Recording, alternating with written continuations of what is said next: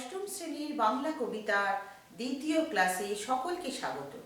আজকে আমি তোমাদের বোঝাপড়া যে কবিতাটি আমাদের পড়া চলছিল সেই কবিতাটির বিভিন্ন যে পংক্তিগুলো রয়েছে সেই সম্পর্কে আলোচনা করব। আচ্ছা, কবিতাটি প্রথমে রয়েছে, মনেরে আজ কহ যে ভালো মন্দ যাহাই আসু সত্যেরে লও সহজে। কবিগুরু রবীন্দ্রনাথ ঠাকুর বলছেন, আজকে মনকে বোঝাও, জীবনকে, মানে মন মানে কি, নিজে, আমার নিজের মনের মধ্যে আমরা অনেক সময় মন্দ জিনিস এলে মনটা খুব খারাপ হয়ে যায়। হ্যাঁ, তো সেই জন্য সেটা হলে কি মনকে আরও দুঃখ ভারাক্রান্ত হয়ে পড়ে। তুমি একটা দুঃখ তো পেয়েছো, সেই দুঃখের সঙ্গে মনও যদি বিষণ্ণ হয়ে যায় তাহলে মনের দুঃখে তুমি কাতর হয়ে পড়ো। তাই বলছেন যে ভালো মন্দ যাই আসুক এটা সত্যি, সেই সত্যিটাকেই যেন মন সহজে মেনে নিতে পারে। সেইটা কবিগুরু বলছেন, মনকে তুমি বোঝাও, নিজের মনের সঙ্গে তোমার বোঝাপড়াটা করে নাও যে ভালো মন্দ যাই আসুক সত্যিকে যেন তুমি সহজেই মেনে নিতে পারো। কেউ বা তোমায় ভালোবাসি, কেউ বা বাঁচতে পারে না যে, কেউ বিকিয়ে আছে, কেউ বা সিকি পয়সা ধারে না যে। কি বলছে, কেউ কেউ এই পৃথিবীতে সবাই যে তোমায় ভালোবাসবে, সবাই যে আমায় ভালোবাসবে তার কোনো অর্থ নেই। কেউ কেউ হয়তো আমায় ভালোবাসেন, আবার কেউ কেউ ভালোবাসেন না, সেটা তো সত্যি। আমি কি সবাইকে সমানভাবে ভালোবাসি কি? হয় না তো। তাহলে আমার ক্ষেত্রে যেটা ঘটবে সেটা অন্যের ক্ষেত্রেও হতে পারে। হতে পারে আমার কিছু গুণ বা কিছু দোষ যার জন্য সবাই আমাকে ভালোবাসছেন না, হতেই পারে। আমি তো সম্পূর্ণ নিখুঁত এ তো দাবি করতে পারি না। তো সেই জন্য বলছেন যে কেউ বা তোমায় ভালোবাসে, কেউ বা বাঁচতে পারে না যে। অর্থাৎ পৃথিবীতে কেউ কেউ তোমাকে ভালোবাসেন বা কেউ কেউ আমাদের কাউকে না কাউকে ভালোবাসেন, কিন্তু কেউ কেউ আবার ভালোবাসেন না, এটাও সত্যি কথা। এটা হতেই পারে। কেউ বিকিয়ে আছে, কেউ বা সিকি পয়সা ধারে না যে। কেউ বিকিয়ে আছে মানে কেউ কেউ তোমার জন্য যেন জীবন দিয়ে দিতে পারে, তোমার জন্য অনেক কিছু করতে পারেন, তার সব কিছু করে দিতে পারেন। যেমন মায়েরা তার সন্তানদের জন্য অনেক কিছু করেন। তাহলে কেউ বিকিয়ে আছে, কেউ তোমার জন্য সকল কিছু করতে পারে। কেউ সিকি পয়সা ধারে না যে। বিকিয়ে আছে মানে হচ্ছে সে নিজেকে যেন বিলিয়ে দিচ্ছে আর কি, বিক্রি করে দেওয়ার অর্থ তো বলা যায় না, মানে তার জন্য সব করতে পারেন সেই অর্থে। আর কেউ সিকি পয়সা ধারে না যে। সিকি মানে কি, 25 পয়সা। আগে যখন 25 পয়সার মূল্য ছিল তখন সকল বাচ্চাদের শেখানো হতো 25 পয়সাকে সিকি বলা হয়। 1 টাকায় 4টি 25 পয়সা রয়েছে, এই যে সেই সিকি পয়সা, অর্থাৎ খুব কম পয়সা। তো সেই কম পয়সাও কেউ যেন ধার দেয় না, এরকম লোকও পৃথিবীতে তোমার জন্য রয়েছেন। অর্থাৎ পৃথিবীতে এমন লোকও আছেন যিনি তার সর্বস্ব তোমার জন্য দিতে পারেন, সব কিছুই যেমন দিতে পারেন। আবার পৃথিবীতে এমন লোকও রয়েছেন যিনি মাত্র 25 পয়সার মতো, অর্থাৎ সামান্য কিছু অর্থ তোমার জন্য ধার দেবেন না, এরকমও হতে পারে। কতকটা যে স্বভাব তাদের, কতকটা বা তোমারও ভাই। কি বলছে, এই স্বভাবটা তাদের কিছুটা অথবা কিছুটা তোমারও, অর্থাৎ তোমাকে দেওয়ার মতো অথবা তোমাকে না দেওয়ার মতন, এটা হতেই পারে। আমাকে যদি অন্যের দৃষ্টিতে দেখি তাহলে অন্যের দৃষ্টিতে আমি কতটা গ্রহণযোগ্য বা কতটা তার কাছে কাছের বা তার ভালোবাসার যোগ্য বা অযোগ্য, সেটা তার দেখার উপরে বা আমার নিজের গুণ বা দোষের উপরে নির্ভর করছে। সেটা সেইভাবে যদি আমি ভাবি তাহলে দেখবো যে যে এই স্বভাবটা তাদের, অথবা এই কিছুটা স্বভাব আবার আমারও, অর্থাৎ আমার এমন কিছু হয়তো ত্রুটি আছে যার জন্য সে আমাকে সিকি পয়সাও ধার দিতে রাজি নয়। কতকটা এই ভবের গতি, সবার তরে নহে সবাই। আবার এটাও সত্যি, এটাই পৃথিবীর গতি। ভব মানে কি, পৃথিবী, অর্থাৎ পৃথিবীর এটাই ধারা যে সবার জন্য সবাই নয়। তরে মানে হচ্ছে জন্য, অর্থাৎ এটাই পৃথিবীর ধারা যে সকলের জন্য সকলের নয়। আমরা মুখে বলি সবার সকলের তরে সকলে আমরা, প্রত্যেকে আমরা পরের তরে, এটা তো একটা আদর্শবাদ। কিন্তু এই জীবনে চলার পথে আমরা দেখি যে সকলের জন্য সকলে নয়, এটাও সত্যি কথা। তোমায় কতক ফাঁকি দেবে, তুমিও কতক দেবে ফাঁকি, তোমার ভোগে কতক পড়বে, পরের ভোগে থাকবে বাকি। কি বলছেন, যে তোমায় কত ফাঁকি দেবে, তোমাকে কিছুটা কেউ ফাঁকি দেবে। হ্যাঁ, ফাঁকি দেবে কিরকম, অর্থাৎ তোমার হয়তো যেটা পাওয়ার কথা বা তুমি যেটা তার কাছে আশা করছো, বা সবাইকে যদি যে পরিমাণ দেওয়া হচ্ছে আমাকেও ঠিক সম পরিমাণ দেওয়া হবে, এইরকম একটা আশা আমাদের মনে থাকতেই পারে। তো সেই আশা থেকে আমরা অনেক সময় দেখি যে যেরকম আশা করছি বা যেরকম আমার প্রাপ্য হওয়ার কথা ঠিক সেরকম আমরা পাচ্ছি না, হতেই পারে। তাই বলছেন যে তোমায় কতক ফাঁকি দেবে, তুমিও কতক দেবে ফাঁকি। উল্টো দিক দিয়ে দেখা গেল আমরা সকলকে যেরকম দেওয়ার, যতটা প্রাপ্য দেওয়ার, যতটা কিছু দেওয়ার, ততটা কি সবসময় দিই? যেমন ধরো আমার বই, খাতা, পেন, পেন্সিল সমস্ত কিছু রয়েছে, পড়ানোর সমস্ত জিনিস দেওয়া হয়েছে, এইবার আমাকে কি করতে হবে? পড়াটা তৈরি করতে হবে। কিন্তু আমরা অনেক সময় এক্ষেত্রে ঠিক ফাঁকি দিই, মাকে, বাবাকে, শিক্ষক শিক্ষিকাকে ফাঁকি দিই। যেরকমভাবে আমাদের করতে বলা হয়েছে আমরা ঠিক সেভাবে করি না। যেরকম অভ্যাস করার জন্য অঙ্ক প্র্যাকটিস করতে বলা হয়েছে আমরা সেভাবে ফাঁকি করি না, ফাঁকি দিই। তাহলে আমাদেরও তো দেওয়ার কিছু থাকে, মানে ছাত্রছাত্রীদেরও তো দেওয়ার কিছু থাকে, বা প্রত্যেক মানুষেরও কিছু দেওয়ার কিছু থাকে, কিন্তু সেই দেওয়ার জায়গায় অনেক সময়ই কিছুটা না কিছুটা অনেকেই ফাঁকি দেন বা দিই।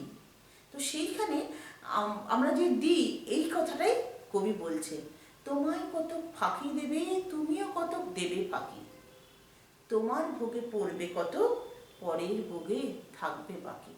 এই পৃথিবীতে সকল সম্পদ বলো, সকল জিনিস বলো, আলো, হাওয়া, প্রকৃতি সমস্ত কিছু তা আমরা ভোগ করি, উপভোগ করি। তা কিছুটা আমরা ভোগ করি, আবার কিছুটা অন্যরা ভোগ করেন। অর্থাৎ সকলে মিলেমিশেই সব কিছু আমরা পাই বা পাওয়ার কথা। তো সেখানে কিছুটা আমার ভোগে এলো, আবার কিছুটা অন্যের ভোগের জন্য বাকি থাকলো। এটা স্বাভাবিক। অন্যের কথাটাও আমাদের ভাবতে হবে, তবেই না আমি মনকে বোঝাতে পারবো যে ভালো মন্দ ঘটলে সেটা আমরা কিভাবে মেনে নেব বা না নেব, মেনে নিতে পারি যাতে। মান্ধাতারি আমল থেকেই চলে আসছে এমনি রকম, তোমারই কি এমন ভাগ্য, বাঁচিয়ে যাবে সকল যখন। মান্ধাতা কি? মান্ধাতা হচ্ছে প্রাচীন পুরাণে গ্রন্থে একজন রাজা ছিলেন, তার নাম মান্ধাতা।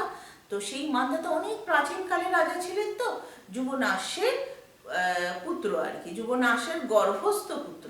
তো সেই পুরাণকালে যে রাজা মান্ধাতা ছিলেন, তো সেই প্রসঙ্গটা আমরা অনেক সময় তুলি কি, মানে সেই প্রাচীন কাল থেকে, অর্থাৎ এই পৃথিবীতে সেই পুরনো দিন থেকে এই ঘটনা ঘটে এসেছে। সব কিছু সব কিছু আমার ভোগের জন্য নয়, সকলের জন্য, কিছুটা আমি পাই, কিছুটা অন্যরা পায়, সমস্ত কিছু। তো সেইটাই বলছেন যে মান্ধাতারই আমল থেকে, অর্থাৎ এই জগতের নিয়ম, এই পৃথিবীর নিয়ম চলে আসছে এমনি রকম, এইরকমভাবেই হয়ে আসছে। এই কিছু নতুন কিছু নয়। তুমি আজকে দুঃখ পাচ্ছ এ নয় মানে যে তুমি একাই একমাত্র দুঃখ পাচ্ছ। এরকম দুঃখ অনেক কাল আগে থাকতে অনেকেই পেয়ে এসছেন, এখনো অনেকে পাচ্ছেন, বা ভবিষ্যতেও অনেকে পাবেন।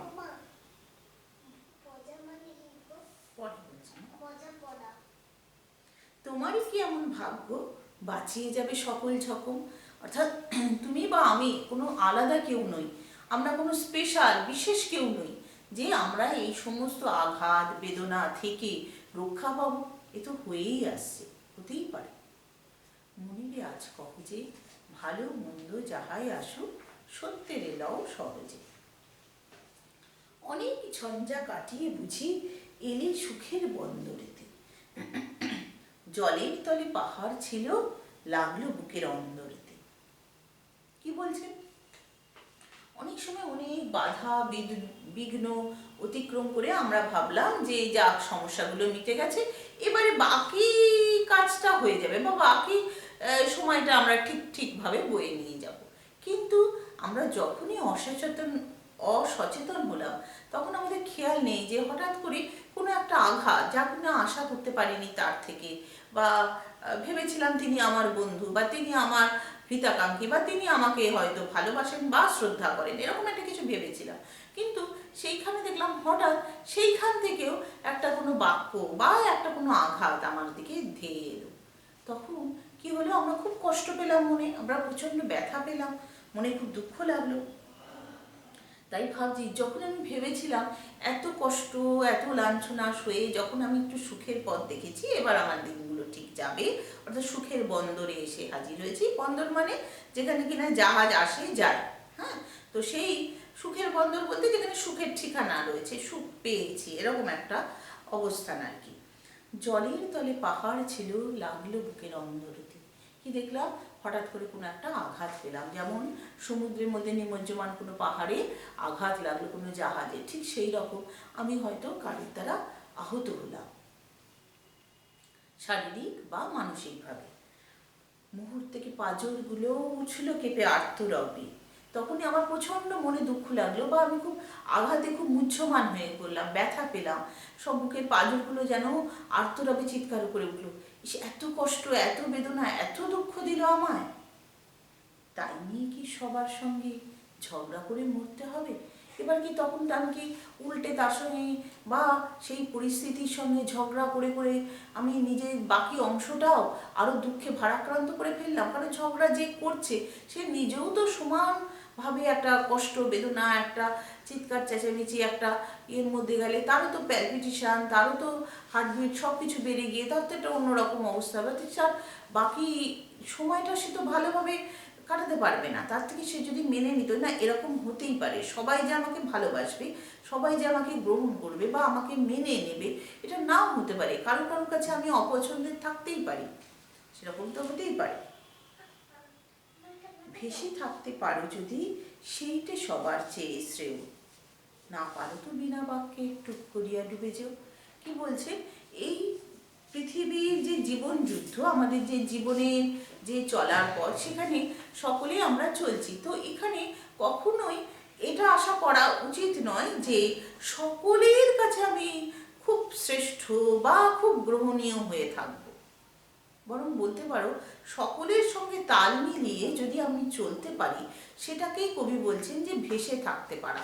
অর্থাৎ যদি সবার সঙ্গে আমাকে শ্রেষ্ঠ আসন নিতে হবে না, শ্রেষ্ঠত্ব নিতে হবে না, কিন্তু আমি সবার সঙ্গে যদি একটু মানিয়ে গুছিয়ে, একটু দুঃখ পেলাম, একটু আনন্দ পেলাম, আবার সকলের সঙ্গে ভালো ব্যবহার তোমার তরফ থেকে যতটা করা সম্ভব সেইটুকুনি করে করে করে যদি আমরা চলতে পারি, তাহলে মনে রাখবে যে সেটাই সবচেয়ে শ্রেয়, সেটাই ঠিক। না করলে কি হবে? এই জীবনে সকলের সঙ্গে মানিয়ে গুছিয়ে চলা, মা কথা বলতে নেই ক্লাসে, হ্যাঁ তুমি বাইরে যাও। তো এবার তো এই তাহলে কি মানিয়ে গুছিয়ে চলার যে ব্যাপারটা, এটা যদি আমরা যদি ঠিক মতো না করতে পারি, তাহলে কি হবে? আমি সকলের সঙ্গে তাল মেলাতে পারছি না, তখন কি বলছে? তাহলে তুমি সরে যাও। সেই সরে যাওয়াকে বলছেন না পারো তো টুক করিয়া ডুবে যাও। সেটা মনে হয় না খুব শ্রেয় হবে। অতএব সবার সঙ্গে মানিয়ে অ্যাডজাস্ট করে কিছুটা চলাটাই মনে হয় শ্রেয়। এবং এটাও ঠিক, তোমাকে যে কেউ আঘাত দেবে না বা তোমাকে যে কেউ ভালোবাসবে না, এটা হতে পারে না। কেউ কেউ ভালো অবশ্যই বাসবেন, আবার কেউ কেউ আঘাতও দেবেন, এটাও তোমাকে মানতে হবে। এটা কিছু অপূর্ব নয়, ঘটনা সামান্য খুবই।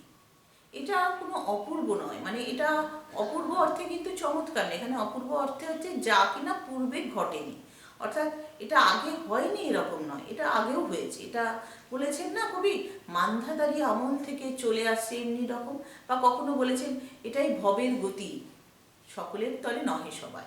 তো এটা কোনো অপূর্ব ঘটনা নয়, এ আগেও হয়েছে, এখনো হচ্ছে এবং ভবিষ্যতেও ঘটবে। এবং এটা এরকম ঘটনা খুব সামান্যই। যে ধরো ছোটবেলায় কোনো ঘটনা বা কিছু আজকে এতদিন পরে এসে মনে হয় এটা সামান্যই একটা ঘটনা, এর চেয়ে আরও কত কষ্ট, আরও কত বেদনা আমি আরও পরে পেয়েছি। হ্যাঁ, তো অতএব এটা কোনো পূর্বের ঘটনা না, অপূর্ব ঘটনা নয়, এটা আগেও ঘটেছে, এখনো ঘটছে, ঘটতেই পারে। শঙ্কা যেথায় করে না কেউ, সেইখানে হয় জাহাজ ডুবি। শঙ্কা মানে কি? বিপদের ভয়, হ্যাঁ, আশঙ্কা, অর্থাৎ যেখানে কোনো বিপদের ভয় নেই, এই রকম জায়গায় ভাসমান কোনো জাহাজ দিব্যি যাচ্ছিল, হঠাৎ দেখা গেল সে ডুবে হয়েছে। তোমাদের একটা টাইটানিক বলে একটা জাহাজের কথা তোমরা হয়তো গল্প ছেড়ে কারোর কাছে শুনে থাকবে, যে সেই জাহাজটা খুব বিশাল অর্থ ব্যয়ে নির্মাণ করা হয়েছিল। তারপরে সেটা সমুদ্রে ভাসমান অবস্থায় হিমশৈলের আঘাতে সেটা ফুটো হয়ে যায় এবং জাহাজটা ডুবে যায়। এবং প্রচুর অর্থ ব্যয়ে যে জাহাজ নির্মাণ করা হয়েছিল এবং তাতে প্রচুর বিলাসের ব্যবস্থা ছিল, অর্থাৎ খুব বিলাসী একটা জাহাজ ছিল, খুব আরামদায়ক যার যাত্রা ব্যবস্থা ছিল। তো সে তো ভেবেছিল সমুদ্রে খুব সুন্দর ঘুরিয়ে এত হাজার হাজার লোককে ঘুরিয়ে নিয়ে সুন্দর করে সে ফিরে আসবে, কিন্তু দেখা গেল তা ঘটলো না। হিমশৈলের আঘাতে সেই জাহাজটি ডুবি হলো এবং অনেকেরই মৃত্যু ঘটেছিল। তো সেই রকমই আমাদের জীবনেও এরকম ঘটনা ঘটতে পারে, যে যেখানে আমরা ভেবেছিলাম যে খুব সুন্দর কুসুমাস্তীর্ণ পথ বিছিয়ে আছে, আমার জন্য সকলেই খুব সাদরে অপেক্ষা করে আছে, হ্যাঁ আমি খুব ভালো ব্যবহার সকলের কাছে পাবো, হ্যাঁ তো এইরকম একটা জায়গায় গিয়ে দেখলাম যে যে আমি সকলের কাছে ঠিক সেই রকমভাবে আদরণীয় হলাম না। তখন আমার মনে খুব আঘাত লাগলো, আমার খুব কষ্ট লাগলো, এবং সেই কষ্টে এমন কষ্ট লাগলো যে আমি ভাবলাম যে ইস, আমি তো পারবো না এখানে থাকতে, আমি তো পারবো না এই পরিস্থিতির সঙ্গে থাকতে। তো সেইখানেই তখন কি হলো, আমার নিজের অস্তিত্বকে নিয়েই আমার যেন কেমন যেন একটা সংকোচ হতে লাগলো। সেই কথাই কবি বলছে, শঙ্কা যেথায় করে না কেউ, সেইখানে হয় জাহাজ ডুবি। অর্থাৎ আমি যদি আগেই ভেবে নিতাম যে সব কিছুই আমার গ্রহণীয় হবে কি হবে না, সেটা হতেই পারে, সেটা যদি ভেবে নিতাম তাহলে মনকে এত দুঃখিত হতে হতো না। মন তাহলে বুঝে যেত এটা হতেই পারে, উনি আমাকে বা ওনারা আমাকে ভালো নাও ভাসতে পারে, তাই তো আমার কাছে আমার পড়া নাও শুনতে পারে বা আমাকে অতটা গ্রহণ নাও করতে পারে, সেটা হতেই পারে। তো সেই ক্ষেত্রে আমরা যদি সেই, তাহলে আমাদের দুঃখ বা বেদনাটা অতটা লাগবে না। মনেরই তাই কহ যে ভালো মন্দ যাহাই আসুক, সত্যের এলাও সহজে। অর্থাৎ এই সত্যিটা আমি যদি মেনে নিতে পারি তাহলে আমার মনে দুঃখ থাকবে না। তোমার মাপে হয়নি সবাই, তুমিও হওনি সবার মাপে, তুমি মরো কারোর ঠেলায়, কেউ বা মরে তোমার চাপে। কি বলছে, তোমার মাপে হয়নি সবাই, অর্থাৎ আমি ঠিক যেরকম সেই রকমই কি পৃথিবীর সব মানুষই হবে, তা তো হবে না। আবার পৃথিবীর মানুষরা যেরকম, প্রতিটা মানুষই আলাদা বলছি আমি, তবু অন্য যে এরকম ঠিক সেই রকম কি আমি নিজে, তা তো নয়। হাতের পাঁচটা আঙুল, পাঁচটা আঙুল পাঁচ রকম, অর্থাৎ পৃথিবীর মানুষও বিভিন্ন রকম, ঠিক পাঁচটা আঙুলের মতনই তারা বলতে পারো। তাহলে আমার মাপে হয়নি সবাই যেমন, তেমনি আমিও অন্যদের মাপে হয়নি, অর্থাৎ আমিও ঠিক তাদের মতন যে তা বলতে পারি না। তুমি মরো কারোর ঠেলায়, কেউ বা মরে তোমার চাপে। অর্থাৎ দেখতে পাচ্ছি আমাদের চলার পথে যে আমি হয়তো কারোর ঠেলায় মরছি, অর্থাৎ কারোর দ্বারা আমি হয়তো একটু অত্যাচারিত হতে পারি, একটু শোষিত হতে পারি, হ্যাঁ তো একটু অপমানিত হতে পারি। আবার উল্টো দিক দিয়ে ভেবে দেখতে গেলে হয়তো কেউ বা মরে আমার চাপে, অর্থাৎ আমার আচরণে বা আমার ব্যবহারে বা আমার কিছু কাজের জন্য কেউ কেউ হয়তো চাপে পড়ে যেতে পারে, অর্থাৎ কেউ কেউ হয়তো বেদনা পেতে পারে, সে কথাও হতে পারে।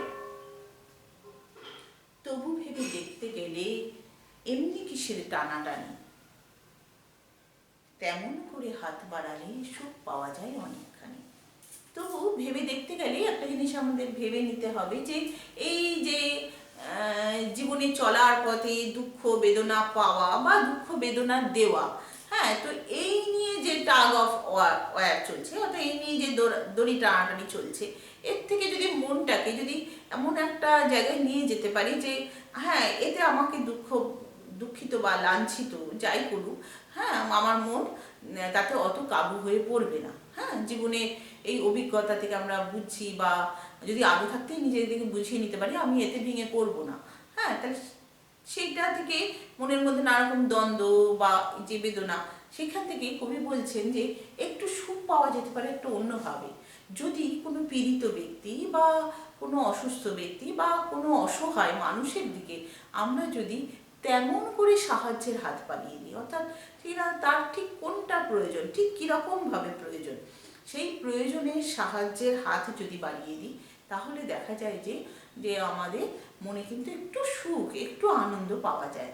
অর্থাৎ ধরো তোমার কাছে কেউ একটি কলম চাইলো, হ্যাঁ তো এখন তো পেন্ডামিক সিচুয়েশন, অতিমারির ব্যাপার, তো স্যানিটাইজ করে তুমি একটা তাকে কলম দিলে বা তার কাছে ফেরত নেওয়ার সময় স্যানিটাইজ করে নিলে, তো এই সামান্য একটু দেওয়ার মাধ্যমে তুমি নিজেও কিন্তু আনন্দ পেতে পারো। সেই কথাই কবি বলছেন, তেমন করে হাত বাড়ালে সুখ পাওয়া যায় অনেকখানি। বা কোনো অন্ধ ব্যক্তি রাস্তা হয়তো পার হতে পারছে না ঠিক মতন, তুমি তাকে মনে হলো যে তাকে একটু সাবধানে যদি রাস্তাটা পার করে দিতে পারো, হ্যাঁ অবশ্যই এখন স্যানিটাইজার ইউজ করতে হবে, তো যেইভাবে হোক তাকে যদি রাস্তাটা পার করে দিতে পারো তাহলে দেখবে যে তাকে সামান্য এই সাহায্যটুকুর জন্য তুমি নিজেও অনেকটা আনন্দ পেয়েছো। আকাশ তবু সুনীল থাকে, মধুর ঠেকে ভোরের আলো, মরণ এলে হঠাৎ দেখি মরার চেয়ে বাঁচাই ভালো। কি বলছেন কবি? এই পৃথিবী খুব সুন্দর, সুন্দর সুনীল আকাশ, হ্যাঁ, সকালের যে সুন্দর আলো, সেই আলো খুব মধুর, মিষ্টি মধুর। সকালবেলা ভোরবেলা উঠে যখন 5:30 6টার সময় সূর্যের আলো যখন ফুটে ওঠে, চারিদিকে আলোময় হয়ে উঠবে, দেখবে যে এই পৃথিবীটা খুব সুন্দর। মনের দুঃখ কষ্ট বেদনা যতই থাকুক, এই পৃথিবীর সৌন্দর্য কিন্তু তখন আমার আমার দৃষ্টির বাইরে যাবে না, আমি দেখতে পারবো, আমি উপলব্ধি করতে পারবো। এবং সেই জন্য বলছেন যে এই দুঃখ বেদনা সমেত এই পৃথিবী কিন্তু সুন্দর। পায়ে ছুটি পড়ো। হ্যাঁ, মরণ হেলে হঠাৎ দেখি মরার চেয়ে বাঁচাই ভালো। তো একদিন আমাদের শেষ সময় আসতেই পারে, আমাদের মানুষ মরণশীল কোনো একদিন যাওয়ার সময় হতেই পারে এই পৃথিবী ছেড়ে। তো সেই সময়টার কথা যদি ভেবে নিই, তখন মনে হবে আর 2টো দিন যদি থেকে যেতে পারতাম তাহলে এর সৌন্দর্য আরও উপভোগ করতে পারতাম। অর্থাৎ আমাদের দুঃখ বেদনা কষ্ট যত কিছুই পাই না কেন, তবু বলবো যে এই পৃথিবী যে সুন্দর, অর্থাৎ এর যে ভালো দিকটা বেশি রয়েছে, তা কী করে আমরা অবহেলা করি এবং তাকে কি করে এড়াই। তখন যেন মনে হবে মৃত্যুর চেয়ে বেঁচে থাকা অনেক শ্রেয়। যাহারে লাগি চক্ষু বুঝে বহিয়ে দিলাম অশ্রু সাগর, তাহারে বাদ দিয়েও দেখি বিশ্বভুবন মস্ত ডাগর। ধরো কোনো প্রিয়জন নেই আমার কাছে, নেই মানে সে পৃথিবী থেকেই হয়তো বিদায় নিয়েছে, তখন আমার চোখ জলে ভেসে যাচ্ছে, আমার মন সমস্ত অন্তর জুড়ে কান্না বইছে। আমি ভাবছি আমি তাকে ছাড়া কি করে এই পৃথিবীতে কাটাবো সময়। এটা হতেই পারে আমাদের যখন কোনো প্রিয়জন আমাদের ছেড়ে চলে যান, তখন আমরা অত্যন্ত দুঃখিত হয়ে পড়ি, অত্যন্ত মন খুব বেদনাতুর হয়ে পড়ে, খুব কষ্ট পাই আমরা তখন। কিন্তু 1 দিন 2 দিন 3 দিন 4 দিন এরকম আস্তে আস্তে যখন সময় যায়, তখন দেখি সে নেই, সে বেদনা তো আমার ভেতরে রয়েছে, তাকে হারানো তো রয়েছে, কিন্তু তাকে ছাড়াও এই বিশ্বভুবন চলছে এবং এই বিশ্বভুবন বেশ সুন্দরই আছে। অর্থাৎ সে নেই, সে সত্য আছে, কিন্তু বাকি কিছু যা আছে তাও অবহেলার নয়, সেও আমাকে আনন্দ দেওয়ার জন্য তৈরি হয়ে আছে। তো সেই কথাই কবি বলছেন যে যাহার লাগি চক্ষু বুঝে বহিয়ে দিলাম অশ্রু সাগর, তাহারে বাদ দিয়েও দেখি বিশ্বভুবন মস্ত ডাগর। এই পৃথিবী যে সুন্দর তা কিন্তু চিরকালীন সুন্দর। মনের তাই কহ যে ভালো মন্দ যাহাই আসুক, সত্যের এলাও সহজে। নিজের ছায়া মস্ত করে অস্তাচলে বসে বসে আধার করে করে তোলো যদি জীবনখানা নিজের দোষে। কি বলছেন? নিজের ছায়া মস্ত করে। অনেক সময় আমাদের নিজের মনের মধ্যে যে অহম বা যে অহমিকা, যে আমি একজন মানুষ, আমি সততার সঙ্গে জীবন কাটিয়ে চলেছি, আমি কোনো অন্যায় করিনি, অথচ আমার জীবন এত দুঃখ এত বেদনা, আমাকে এত লাঞ্ছনা পেতে হচ্ছে, তো আমার সেই দুঃখে আমার তখন তো খুব কষ্ট হবে। তখন আমি নিজে অন্ধকার ঘরে, কারোর সঙ্গে কথা বলতে ইচ্ছা করছে না, কিচ্ছু ভালো লাগছে না, আমি চুপ করে বসে আছি, মন ভীষণ কষ্ট পেয়েছে, বেদনা আতুর হয়েছে। তখন আমার তখন কি পরিস্থিতি হবে? আমি যে বেদনা বা আঘাত যা কিনা বাইরে থেকে পেয়েছি, যার জন্য মনটা এত দুঃখময় হয়ে উঠেছে, এবং সেই দুঃখে আমি সকলের সঙ্গে যোগাযোগ বিচ্ছিন্ন করে নিজেকে আলাদা করে নিয়েছি, তখন বলছেন যে তাহলে কি হবে, তোমার নিজের জীবন তো আরো দুঃখময়, আরো অন্ধকারময় হয়ে যাবে। আঘাত থেকে তুমি নিজের মনকে এমনভাবে গুটিয়ে নিলে, এমনভাবে বেদনাক্রান্ত হলে যে তুমি তখন বাইরের সব কিছুর সঙ্গে যোগাযোগ বিচ্ছিন্ন করে অস্তাচলে, অর্থাৎ অন্ধকার ঘরে বসে, সেইখানে বসে নিজের জীবনখানাকে আরো অন্ধকারময় করে তুলছো, আরো দুঃখিত করে ফেলছো। তোমার মধ্যে একটা হতাশা আসছে, তুমি আর ভালো কিছু কথা ভাবতেই পারছো না। বিধির সঙ্গে বিবাদ করে নিজের পায়েই কুড়ুল মারো। অর্থাৎ তো যা ভাগ্যে তোমার লেখা রয়েছে, যে বেদনা যে কষ্ট তুমি পেয়েছো, তোমার যা প্রাপ্য ছিল না, তা সত্ত্বেও তুমি যে বেদনা দুঃখ পেলে, হ্যাঁ, তো সেই ঝগড়া বা বিবাদ করে তুমি তো নিজের পায়েই কুড়ুল মারছো। অর্থাৎ তোমার যে নিজের যে ভালোত্বটুকু, নিজের যেটুকু, সেটুকুরও তো সম্মান তুমি আর রাখলে না। তুমি তোমার দুঃখ দিয়ে সেই ভালোকেও ঢেকে ফেললে, অন্ধকার করে ফেললে নিজের জীবনখানা। দোহাই তবে এই কার্যটা যত শীঘ্র পারো সারো। খুব খানিকটা কেঁদে কেটে অশ্রু ঢেলে ঘরা ঘরা মনের সঙ্গে একরকমই করে নে ভাই বোঝাপড়া। তাহলে কবি বলছেন তাহলে এই কাজটা একটু তাড়াতাড়ি সেরে ফেলবে কিভাবে? মনকে হালকা করো কিভাবে?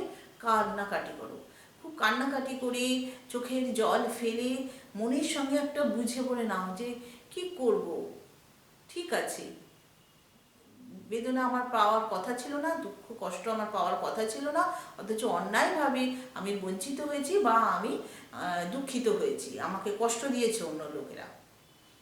তখন কান্নাকাটি করে মনকে অন্তত এটুকু বুঝিয়ে নাও যে এই পৃথিবীতে সকলের তরে সকলে নয়।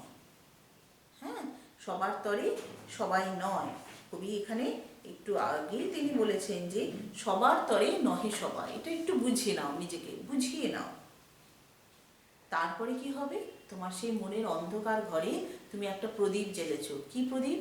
আলোর প্রদীপ, আশার প্রদীপ। সেটাই বলছে, তাহার পরে আধার ঘরে প্রদীপখানি জ্বালিয়ে তোলো, ভুলে যা ভাই কাহার সঙ্গে কতটুকুন তফাৎ হলো।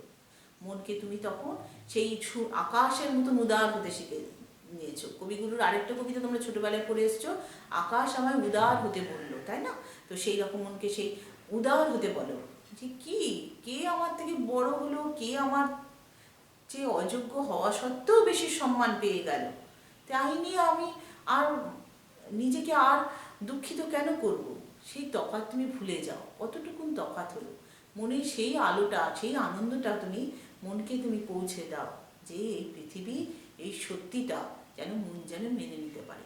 এবং তা তোমার মনের যে অনিন্দ্য সুন্দর যে রূপ, তা যে ভোরের আলোয় যে স্নিগ্ধ রূপ, সেই স্নিগ্ধ রূপকে যেন কিছুতেই কালিমামুক্ত না করে মনকে বড় করে দাও।